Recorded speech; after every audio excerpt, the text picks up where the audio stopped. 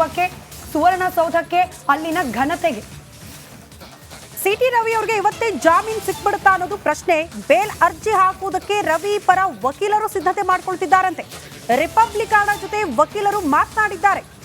City Ravi ಪರ ವಕೀಲರು ಇವತ್ತೇ ಜಾಮೀನಿಗಾಗಿ ಅರ್ಜಿ ಸಲ್ಲಿಕೆ ಮಾಡ್ತೀವಿ, ಅದಕ್ಕೆ ಸಿದ್ಧ ಮಾಡ್ಕೊಳ್ತಿದ್ದೀವಿ ಅನ್ನುವಂತಹ ವಿಚಾರವನ್ನ ರಿಪಬ್ಲಿಕನ್ ಜೊತೆ ಮಾತನಾಡ್ತಾ ವಕೀಲರು ಈ ವಿಚಾರವನ್ನ ಪ್ರಸ್ತಾಪ ಮಾಡಿದ್ದಾರೆ. ಬಟ್ ಇನ್ನೂ ತನಕ ಸಿಟಿ ರವಿ ಅವ್ರನ್ನ ಯಾವ ಕೋರ್ಟಿಗೆ ಹಾಜರುಪಡಿಸ್ತಾರೆ, ಎಷ್ಟೊತ್ತಿಗೆ ಹಾಜರುಪಡಿಸ್ತಾರೆ, ಆ ಪ್ರಕ್ರಿಯೆ ಎಷ್ಟೊತ್ತಿಗೆ ಮುಗಿಯುತ್ತೆ, ಅದೇ ಕ್ಲಾರಿಟಿ ಇಲ್ಲ. ಬಟ್ ಸಿಟಿ ರವಿ ಅವರ ಪರ ವಕೀಲರು ಅವ್ರು ಮಾಡೋ ಸಿದ್ಧತೆಗಳನ್ನ ಮಾಡ್ಕೊಳ್ತಿದ್ದಾರೆ. ಯಾವುದಕ್ಕೂ ಜಾಮೀನು ಸಿಗಬೇಕಲ್ಲ, ಅದಕ್ಕೆ ಅರ್ಜಿ ಹಾಕೋದಕ್ಕೆ ಸಿದ್ಧತೆಗಳಂತೆ. ಲಕ್ಷ್ಮೀ ಹೆಬ್ಬಾಳ್ಕರ್ ವಿರುದ್ಧ ಆಕ್ಷೇಪಾರ್ಹ ಹೇಳಿಕೆ ನೀಡಿರುವ ಹಿನ್ನೆಲೆಯಲ್ಲಿ ಸಿಟಿ ರವಿ ಅವರನ್ನು ಬೆಳಗಾವಿ ಪೊಲೀಸರು ಬಂಧನ ಮಾಡಿರುವಂಥದ್ದು. ಸದ್ಯ ನಾನಿವಾಗ ಕೋರ್ಟ್ ಬಳಿ ಇರುವಂಥದ್ದು. ಅಂತಂದ್ರೇನು, ವಕೀಲರನ್ನು ನಾನು ಕೇಳುವಂಥ ಪ್ರಯತ್ನ ಮಾಡ್ತಾ ಇದ್ದೀನಿ. ಅಂತಂದರೆ ಮುಂದಿನ ಏನೇನೋ ಪ್ರೊಸೆಸ್ ಇರುತ್ತೆ ಅನ್ನೋದು. ಸರ್, ಇವಾಗ ನಿನ್ನೆ ಅರೆಸ್ಟ್ ಮಾಡಿದರು, ಈಗ ಮುಂದಿನ ಪ್ರೊಸೆಸ್ ಏನೇನು ಇರುತ್ತೆ ಅಂತ ಸರ್? ಈಗ ನಾವು ಕಾಯ್ತಾ ಇದ್ದೇವೆ.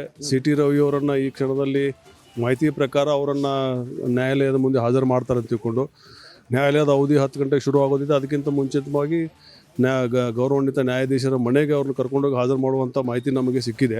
ಆ ದೃಷ್ಟಿಯಿಂದ ನಾವು ನಮ್ಮ ಕಕ್ಷಿದಾರರ ಸಲುವಾಗಿ ಏನೇನು ವ್ಯವಸ್ಥೆಯನ್ನು ಮಾಡ್ಕೋಬೇಕು, ಜಾಮೀನಿನ ಸಲುವಾಗಿ, ಬೇಲ್ ಸಲುವಾಗಿ ಅದೆಲ್ಲ ರೆಡಿ ಮಾಡ್ಕೊಂಡು ನಿಂತಿದ್ದೇವೆ.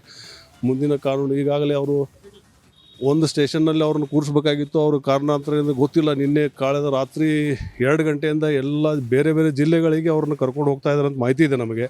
ಅವ್ರು ಎಲ್ಲ ಕಡೆ ತಿರುಗಾಡಿಸ್ತಾ ಇದ್ದಾರೆ. ರಾತ್ರಿ ಬೆಳಗ್ಗೆವರೆಗೂ ಹೀಗೆ ಗಾಡಿಯಲ್ಲಿ ಕೂರಿಸ್ಕೊಂಡು ಅವ್ರು ತಿರುಗಾಡ್ತಾರೆ. ಅವ್ರಿಗೆ ಪೆಟ್ಟು ಆಗಿದೆ. ಎಲ್ಲೊಂದು ಕಡೆ ನಾವು ಟಿ ವಿ ಕ್ಲಿಪ್ಪಿಂಗ್ಸಲ್ಲಿ ನೋಡಿದಾಗ ನಿನ್ನೆ ರಾತ್ರಿನೂ ಕೂಡ ಖಾನಾಪುರದಲ್ಲಿ ನಮ್ಮ ಒಬ್ಬರು ನ್ಯಾಯವಾದಿ ಚೇತನ್ ಮಣ್ಣೇರಿಕರ್ ಅಂತ ತಿಳ್ಕೊಂಡು ಅವರು ಹೋಗಿದ್ರು. ಅವರಲ್ಲೂ ಕೂಡ ಪೊಲೀಸರು ಅವ್ರನ್ನ ಒಳಗಡೆ ಬಿಟ್ಟಿಲ್ಲ. ಒಬ್ಬ ಕಕ್ಷಿದಾರನಿಗೆ, ನಮ್ಮ ಕಕ್ಷಿದಾರ ಒಬ್ಬ ನ್ಯಾಯಾಲಯದಲ್ಲಿ ಅವನ ಮೇಲೆ ಗುಣ ದಾಖಲಾದ ಮೇಲೆ ಅವರಿಗೆ ತಮ್ಮ ನ್ಯಾಯವಾದಿಗಳ ಜೊತೆಗೆ ಮಾತನಾಡುವಂಥ ರೈಟ್ಸ್ ಇದೆ. ಆ ರೈಟ್ಸನ್ನು ಕೂಡ ಇವತ್ತು ಈ ಸರ್ಕಾರ ಕಿತ್ಕೊಂಡಿದೆ. ಅವ್ರ ಕಡೆಯಿಂದ ಗುಂಡಾ ವರ್ತನೆಯನ್ನು ಮಾಡ್ತಾ ಇದೆ. ನಮಗನ್ಸಿದೆ ಈಗ ನಮ್ಮ ಸಿಟಿ ರವಿ ಅವರಿಗೆ ಅವ್ರಿಗೆ ಒಂದು ಏನು ಮತ್ತೊಂದು ಅಪ್ಡೇಟ್ ಲಭ್ಯವಾಗ್ತಾ ಇದೆ. ಸಿಟಿ ರವಿ ಬಂಧನಕ್ಕೆ ಮತ್ತೊಂದು ಮೇಜರ್ ಟ್ವಿಸ್ಟ್ ಅಂತೆ. ಮತ್ತೆ ರೂಟ್ ಚೇಂಜ್ ಮಾಡಿದ್ದಾರೆ ಪೊಲೀಸರು ಅನ್ನೋದ್ರ ಡೀಟೇಲ್ ಸಿಗ್ತಾ ಇದೆ.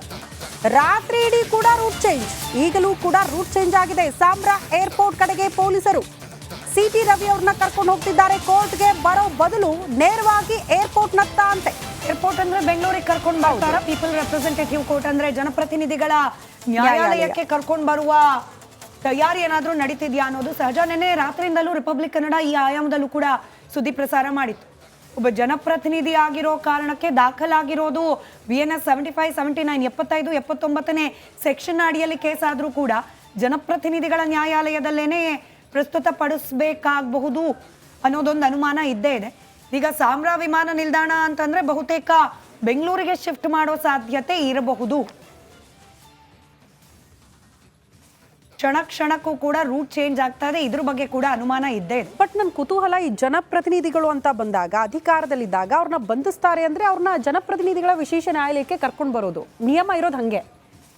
ಬಟ್ ಇಲ್ಲಿ ಸಭಾಪತಿಗಳ ರೋಲ್ ಕೂಡ ಬಹಳ ಮುಖ್ಯವಾಗಿತ್ತು.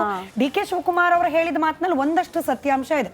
ಅಂದ್ರೆ ಸಭಾಪತಿಗಳ ಮೇಲೆ ಅವರ ಸಮ್ಮುಖದಲ್ಲಿ ದೂರು ಬಂದ ಸಂದರ್ಭದಲ್ಲಿ ಅದನ್ನ ಇತ್ಯರ್ಥ ಮಾಡೋ ಜವಾಬ್ದಾರಿ ಅವರದ್ದು. ಹಾಗೆ ಪೊಲೀಸ್ ಈ ಪ್ರಕರಣದಲ್ಲಿ ಎಂಟರ್ ಆಗಬೇಕಾ ಬೇಡವಾ ಅನ್ನೋದು ಕೂಡ ಬಹುತೇಕ ಸಭಾಪತಿಗಳ ನಿರ್ಧಾರದ ಮೇಲೆ ಅವಲಂಬಿತವಾಗುತ್ತೆ. ಈ ನನ್ನ ಪರಿವಿಧಿಗೆ ಮೀರಿದ ಪ್ರಕರಣ ಇದು, ಹೀಗಾಗಿ ಪೊಲೀಸರು ತನಿಖೆಯನ್ನ ಮಾಡ್ಲಿ ಅಂತ ಹೇಳಿ ಸಭಾಪತಿಗಳು ಹೇಳಬೇಕಾಗಿತ್ತು. ಈ ವಿಚಾರವನ್ನ ಸ್ವತಃ DCM DK ಶಿವಕುಮಾರ್ ಅವರು ಕೂಡ ಹೇಳಿದ್ರು. ಸಭಾಪತಿಗಳ ನಡೆಯ ಬಗ್ಗೆ ಅಸಮಾಧಾನ ಇದೆ, ಅವರೇ ಹ್ಯಾಂಡಲ್ ಮಾಡಬೇಕಾಗಿತ್ತು, ಅವರೇ ಇತ್ಯರ್ಥ ಮಾಡಬೇಕಾಗಿತ್ತು, ಅವರೇ ರಕ್ಷಣೆ ಕೊಡಬೇಕು ಜನಪ್ರತಿನಿಧಿಗಳಿಗೆ ಕಲಾಪ ಆಗೋ ಹೊತ್ತಲ್ಲಿ. ಬಟ್ ಯಾವ ಕೆಲಸವೂ ಕೂಡ ಸಭಾಪತಿಗಳಿಂದ ಆಗಲಿಲ್ಲ ಅನ್ನುವಂಥ ಬೇಸರ ಹೊರ ಹಾಕಿದ್ರು. ಈ ಬಗ್ಗೆ ಮತ್ತಷ್ಟು ಡೀಟೇಲ್ಸ್ ಅನ್ನ ಪಡ್ಕೊಳ್ಳೋಣ ನಮ್ಮ ಪ್ರತಿನಿಧಿ ಮೈಲಾರಿ. ಓಕೆ, ದೂರವಾಣಿ ಸಂಪರ್ಕದಲ್ಲಿದ್ದಾರೆ. ಮೈಲಾರಿ, ಮತ್ತೆ ರೂಟ್ ಚೇಂಜ್ ಆಗಿದೆ ಅಂತೆ. ಏರ್ಪೋರ್ಟ್ ನತ್ತ ಅಂದ್ರೆ ಬೆಂಗಳೂರಿಗೆ ಕರೆ ತರುವಂತ ಸಿದ್ಧತೆಗಳಾಗ್ತಾ ಇದೆಯಾ, ಹೇಗೆ? ಖಂಡಿತ ಶ್ರುತಿ, ಏನು ಕ್ಷಣಕ್ಕೂ ಕೂಡ ಇಲ್ಲಿ ಏನು ರೂಟ್ ಮ್ಯಾಪ್ ಅನ್ನ ಚೇಂಜ್ ಮಾಡ್ತಿದ್ದಾರೆ ಬೆಳಗಾವಿಯ ಪೊಲೀಸರು. ಪ್ರಮುಖವಾಗಿ ಸದ್ಯ ನಾವು ಈಗ ಮುತ್ತಳ್ಳಿ ಗ್ರಾಮದಲ್ಲಿ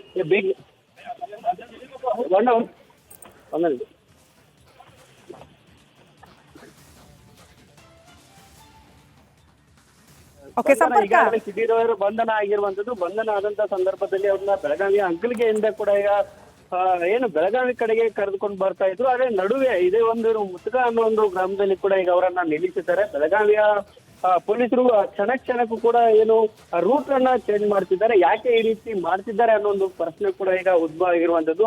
ಏನು ಸಿಟಿ ರವಿಯವರು ಕೂಡ ಆರೋಪವನ್ನ ಮಾಡಿದ್ರು, ನನಗೆ ಈ ರೀತಿಯಾಗಿ ಯಾಕೆ ಮಾಡ್ತಿದ್ದಾರೆ ಅನ್ನೋದು ಕೂಡ ಗೊತ್ತಾಗ್ತಿಲ್ಲ. ಹೀಗಾಗಿ ನಮ್ಮನ್ನ ಈಗ ಬೆಳಗಾವಿಯ ಏನು ಮುತ್ಕಯ್ಯನ ಗ್ರಾಮ ಇದೆ, ಒಂದು ಗ್ರಾಮದಲ್ಲಿ ಸದ್ಯ ಆರೋಗ್ಯ ಕೇಂದ್ರ ಇದೆ. ಆ ಒಂದು ಆರೋಗ್ಯ ಕೇಂದ್ರದಲ್ಲಿ ಈಗ ಅವ್ರಿಗೆ ಆರೋಗ್ಯ ತಪಾಸಣೆಗೆ ಕೂಡ ಕರೆದುಕೊಂಡು ಬಂದಿದ್ದಾರೆ. ಬೆಳಗಾವಿಯ ವಿಮ್ಸ್ ಆಸ್ಪತ್ರೆಗೆ ಕರೆದುಕೊಂಡು ಹೋಗ್ಲಾಗ್ತಿತ್ತು ಅನ್ನೊಂದು ಮಾಹಿತಿ ಕೂಡ ಇತ್ತು. ಆದ್ರೆ ಈಗ ಅಲ್ಲಿಗೆ ಕರೆದುಕೊಂಡು ಹೋಗದೆ ಏನು ಬೆಳಗಾವಿ ತಾಲೂಕಿನಲ್ಲಿ ಇರುವಂತ ಈ ಮುತ್ಕಾ ಗ್ರಾಮದ ಆಯುಷ್ಮಾನ್ ಆರೋಗ್ಯ ಕೇಂದ್ರಕ್ಕೆ ಈಗ ಕರೆದುಕೊಂಡು ಬಂದಿದ್ದಾರೆ. ಇಲ್ಲೇ ಕೂಡ ಏನು ಸಿಟಿ ರವಿ ಅವರ ಆರೋಗ್ಯ ತಪಾಸಣೆಯನ್ನ ಕೂಡ ಇಲ್ಲಿ ಮಾಡ್ತಿರುವಂತದ್ದು. ಪ್ರಮುಖವಾಗಿ ಈಗ ವೈದ್ಯಕೀಯ ತಪಾಸಣೆ ಆದ ಬಳಿಕ ಅವರನ್ನ ಏನು ಬೆಳಗಾವಿಯ ಕೋರ್ಟ್ಗೆ ಕೂಡ ಹಾಜರು ಪಡೆದಕ್ಕೂ ಸಿದ್ಧತೆ ಮಾಡಿಕೊಂಡಿದ್ದಾರೆ.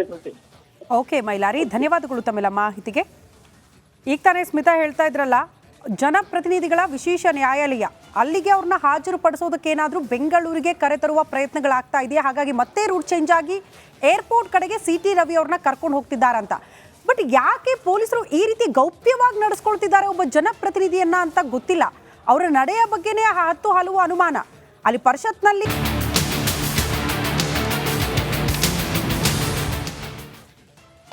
ವೈದ್ಯಕೀಯ ತಪಾಸಣೆಯನ್ನ ನಡೆಸುತ್ತಿದ್ದಾರೆ ಸಿಟಿ ರವಿ ಅವರಿಗೆ ಅನ್ನೋ ಮಾಹಿತಿ ಇದೆ. ಫಾರ್ಮಲ್ ಪ್ರೊಸೀಜರ್ಗಳು, ಯಾವುದೇ ಪ್ರಕರಣದಲ್ಲಿ ಯಾರೇ ಆರೋಪಿಗಳು ಅರೆಸ್ಟ್ ಆದ್ರೂ ಕೂಡ ಅವರ ವೈದ್ಯಕೀಯ ತಪಾಸಣೆ ಆಗಬೇಕು, ನಂತರದಲ್ಲಿ ನ್ಯಾಯಾಧೀಶರ ಸಮ್ಮುಖದಲ್ಲಿ ಹಾಜರುಪಡಿಸೋದು. ಬಟ್ ಈಗಲೂ ಕನ್ಫ್ಯೂಸಿಂಗ್ ಸೃಷ್ಟಿ. ಜನಪ್ರತಿನಿಧಿಗಳ ನ್ಯಾಯಾಲಯದಲ್ಲಿ ಅವರನ್ನು ಹಾಜರುಪಡಿಸೋದಾದ್ರೆ ಬೆಳಗಾವಿಯಲ್ಲಿ ಯಾಕೆ ಹೆಲ್ತ್ ಚೆಕಪ್? ಕರೆಕ್ಟ್, ಬೆಳಗಾವಿ ಕೋರ್ಟ್ನಲ್ಲೇ ಹಾಜರುಪಡಿಸ್ತಾರೆ ಅಂತಂದ್ರೆ ಓಕೆ. ಅಥವಾ ರಾತ್ರಿ ಅರೆಸ್ಟ್ ಆಗಿರೋದ್ರಿಂದಾಗಿ ಏನಾದರೂ ರಾತ್ರಿ ವೈದ್ಯಕೀಯ ತಪಾಸಣೆ ಮಾಡ್ಲಿಲ್ವಾ? ಬಟ್ ಅಲ್ಲೂ ಪ್ರಶ್ನೆ ಇದೆ. ಗೌರ್ಮೆಂಟ್ ಹಾಸ್ಪಿಟ್ಲ್ಗಳು 24 ಗಂಟೆ ತೆರೆದಿರುತ್ತೆ, ವೈದ್ಯರ ಅವೈಲಬಿಲಿಟಿ ಇರಬೇಕು. ಆಮೇಲೆ ಒಬ್ರು ಜನಪ್ರತಿನಿಧಿ ಕರ್ಕೊಂಡು ಬರ್ತೀನಿ ಅಂದ್ರೆ ಯಾರೋ ಡಾಕ್ಟರ್ಸ್ ಇದ್ದೇ ಇರ್ತಾರೆ, ಅಷ್ಟೆಲ್ಲ ಅವಾಯ್ಡ್ ಮಾಡೋಷ್ಟು ಇರಲ್ಲ. ಯಾರೋ ಜನಸಾಮಾನ್ಯರು ಅಂದ್ರೆ ಬೆಳಗ್ಗೆ ಮಾಡ್ಸೋಣ ವೇಟ್ ಮಾಡು ಅನ್ಬೋದು, ಜನಪ್ರತಿನಿಧಿಗಳಿಗೆ ಹಾಗಾಗಲ್ಲ ಅಂತ.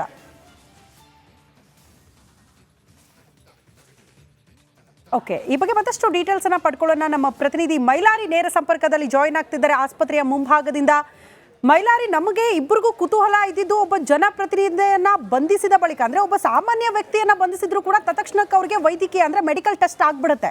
ಬಟ್ ಇಲ್ಲಿ ತನಕ ಆಗ್ಲೇ ಇಲ್ವಾ ಸಿಟಿ ರವಿ ಅವ್ರಿಗೆ ಈಗ ಮಾಡ್ತಿದ್ದಾರೆ ಅನ್ನೋದು ಬಹಳ ಕುತೂಹಲ. ಬೆಂಗಳೂರು ಕರ್ಕೊಂಡು ಬರೋದಾದ್ರೆ ಅಲ್ಲಿ ಯಾಕೆ ಮಾಡ್ತಿದ್ದಾರೆ ಅನ್ನೋದು ಪ್ರಶ್ನೆ. ಏನಾದರೂ ಇನ್ಸೈಡ್ ಮಾಹಿತಿ ಈ ಬಗ್ಗೆ?